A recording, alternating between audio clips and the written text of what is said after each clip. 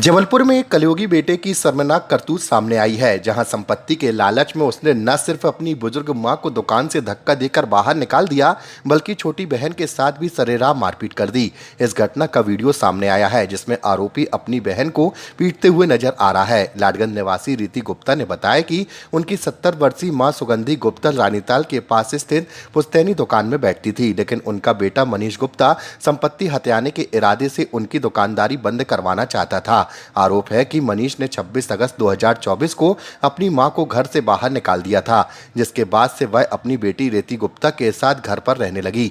लाडगंज थाना पुलिस को सूचना मिलने के बाद मौके पर पहुंची और मामला दर्ज कर लिया। एसआई राम कुमार ने बताया कि यह विवाद संपत्ति को लेकर हुआ है। रीति गुप्ता की शिकायत पर जांच शुरू कर दी गई है और जल्द ही उचित कार्रवाई की जाएगी। इसने मनीष पहले उसको मतलब कह रहा हमें, उसने बोली गाली वगैरह तो खूब लड़के लोग इसको, फिर इसने क्या किया, हमें गाली बकी बहुत। पति उससे क्या बोल रही थी, लड़की उससे क्या बहू बोल रही थी, वो लड़का ही बोल रहा था, बहुत गाली दी और इसको मारा।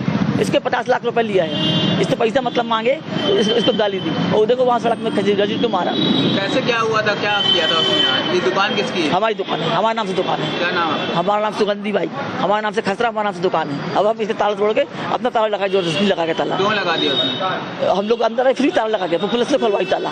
आपको ताला बंद कर दिया था? हाँ, हमें ताला बंद कर दिया अंदर। अच्छा, हाँ, फिर वैसा ही पुलिस ताला खुलवाया तो हम बाहर निकले तो हम ताला लगा के भाग गया। अच्छा, तो मारपीट भी किया गया? मार इसको कितना मारा, इसको लड़की को।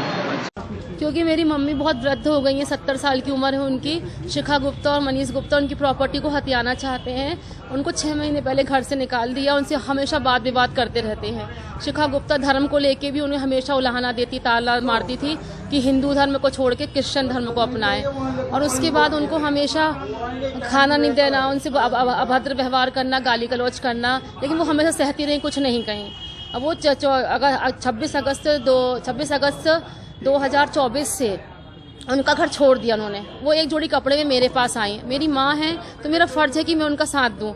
वो मेरे साथ रह रही थी और वो रोज़ दुकान जाती थी और कुछ दिनों तक तो उन्होंने कुछ नहीं कहा। फिर कुछ दिनों बाद उन्होंने उनके साथ भी दुकान में भी उनको बैठने नहीं दिया और वो दुकान में जैसी बैठती थी तो शिखा गुप्ता आके पहले बैठ जाती थी। उनको गंदी गंदी गालियाँ देती थी। सुगंधी, उनको मेरी माँ का नाम सुगंधी बाई है, वो कहती थी सुगंधी गंदी औरत, और उनको बहुत गंदे गंदे शब्द बोलती थी और उनका बहुत हैरेसमेंट करती थी।